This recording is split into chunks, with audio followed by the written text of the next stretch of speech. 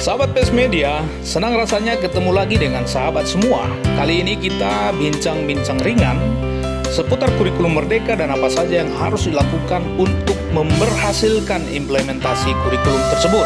Menurut Permendikbudristek nomor 16 tahun 2022 tentang standar proses bahwa pendidik atau guru berperan merencanakan, melaksanakan, dan menilai proses pembelajaran. Nah, dalam melaksanakan pembelajaran, guru diharapkan mampu menciptakan suasana yang interaktif, inspiratif, menyenangkan, menantang, memotivasi, dan menumbuhkan prakarsa, kreativitas, dan kemandirian siswa. Yang pertama, pembelajaran yang interaktif. Bila guru mendominasi pembicaraan di kelas, mendewakan metode ceramah, otoriter, dan sering marah-marah, lebih suka didengarkan daripada mendengarkan siswa, tidak mau disela atau diganggu saat menerangkan, maka dapat dipastikan suasana kelas seperti makam di malam hari. Boro-boro interaktif, guru malah terkesan hiperaktif. Perlu sahabat pahami bila suasana pembelajaran yang interaktif tidak otomatis ada di semua kelas dan tidak pula melekat pada semua guru. Diperlukan upaya kolektif dan berkelanjutan agar siswa memiliki keberanian mengutarakan pendapat, ide, dan gagasan kepada guru maupun sesama siswa. Disinilah peran guru sebagai fasilitator diuji apakah mampu membangun interaksi dialogis antara guru dengan siswa, sesama siswa, dan antara siswa dengan materi atau lingkungan belajar. Banyak sih cara meningkatkan pembelajaran yang interaktif. Misalnya menciptakan suasana yang nyaman, nada suara guru yang lembut dan ramah, mengajukan pertanyaan yang menstimuli, pertanyaan yang menantang, atau pertanyaan terbuka, sehingga siswa terpancing untuk interaktif. Ketimbang bertanya, "Kamu absen karena malas ya?" Boleh diganti dengan, "Mengapa kamu sering absen, nak?" Ingat, interaksi yang terbangun di kelas harusnya dilakukan secara dialogis, bukan monologis, produktif bukan destruktif, sistematis bukan apatis, serta terkoneksi langsung dengan materi, sumber, dan lingkungan belajar.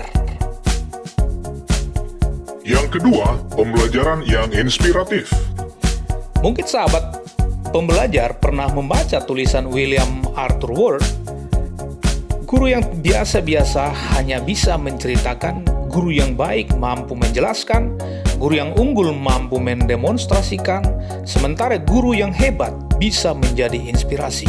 Nah, guru inspiratif pasti mampu melaksanakan pembelajaran yang inspiratif, yaitu pembelajaran yang dirancang untuk memberi keteladanan dan menjadi sumber inspirasi positif bagi siswa.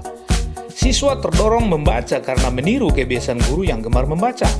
Siswa akan termotivasi menghasilkan karya literasi atau karya publikasi apabila gurunya membiasakan diri menulis.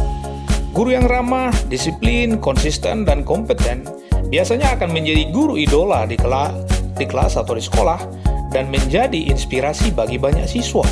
Namun, maaf 1000 kali maaf, bagi guru yang sering absen dan merokok di sembarang tempat, apa mungkin berani menasihati siswa agar tidak absen dan tidak merokok? Yang ketiga, pembelajaran yang menyenangkan.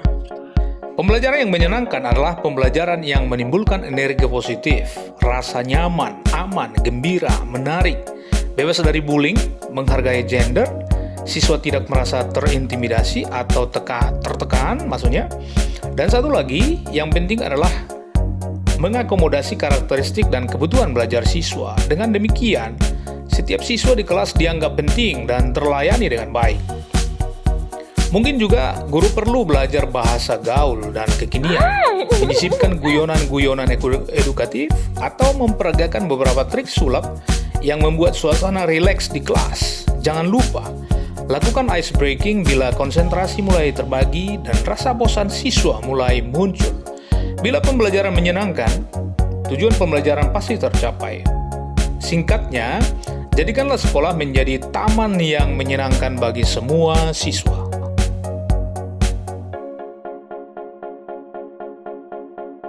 Yang keempat, pembelajaran yang menantang. Saat siswa terdorong untuk pengen tahu lebih banyak dan bergairah mempelajari hal-hal baru, menjadi salah satu indikasi guru telah berhasil menciptakan suasana pembelajaran yang menantang. Untuk menegaskan pembelajaran yang menantang, guru perlu mempersiapkan materi yang variatif dengan tingkat kesulitan yang beragam, disampaikan dengan metode yang berbeda-beda, serta ditopang media yang sesuai. Sesekali siswa diajak keluar dari ruang kelas yang pengap dan sempit dan berselancar ilmu di taman atau perpustakaan sekolah. Menantang bukan hanya pada materi dan penyampaian, namun juga pada penilaian. Misalnya, guru sesekali menguji kepemahaman siswa dengan dua jenis instrumen berbeda, pilihan ganda dan esai sekaligus. Maksudnya, soal pilihan ganda tadi diubah menjadi esai dan diberikan sekaligus kepada siswa. Nah, guru tinggal menyiapkan lembar observasi seberapa menantangkah teknik penilaian itu bagi siswa, atau mungkin mereka bingung. Saat siswa bingung, itu juga menjadi hal yang menantang. Bila biasanya tagihan belajar siswa dalam bentuk tes, cobalah dalam bentuk poster, infografis, video, atau demonstrasi. Atau, mulailah menyajikan materi dan membuat soal-soal HOTS, Higher Order Thinking Skills. Intinya, guru harus kreatif dan inovatif serta perlu menghindari yang monoton dan berulang.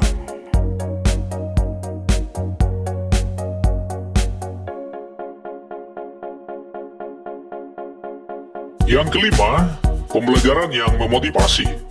Setiap orang memerlukan motivasi untuk berhasil, baik motivasi internal maupun eksternal. Saat siswa mendemonstrasikan hasil diskusi kelompok dengan kurang lancar, guru hebat akan memberi penguatan, dorongan, dan kata-kata motivasi agar siswa dapat menyelesaikan presentasinya dengan gemilang. Sebaliknya, guru biasa akan membentak dan menyuruh siswa duduk dan mengganti dengan siswa yang dianggap lebih pintar. Konyol kan?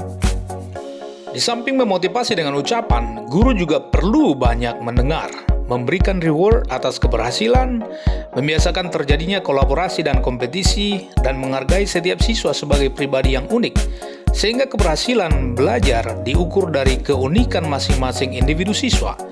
Analogi ini menjadi perenungan bagi guru. Di kelas dengan pembelajaran yang memotivasi, ikan akan semakin pintar berenang dan burung akan semakin pintar terbang. Bukan sebaliknya, ikan dipaksa untuk terbang. Yang keenam, pembelajaran yang menumbuhkan prakarsa, kreativitas, dan kemandirian. Dalam kurikulum Merdeka, terdapat 6 dimensi profil pelajar Pancasila sebagai kompas bagi pendidik dan pelajar dalam mencapai karakter dan kompetensi yang didasari nilai-nilai luhur Pancasila. Di antaranya yang pertama, beriman bertakwa kepada Tuhan Yang Maha Esa dan berakhlak mulia. Yang kedua, mandiri. Ketiga, bergotong royong. Keempat, berkebinekaan global. Kelima, bernalar kritis. Dan 6, kreatif.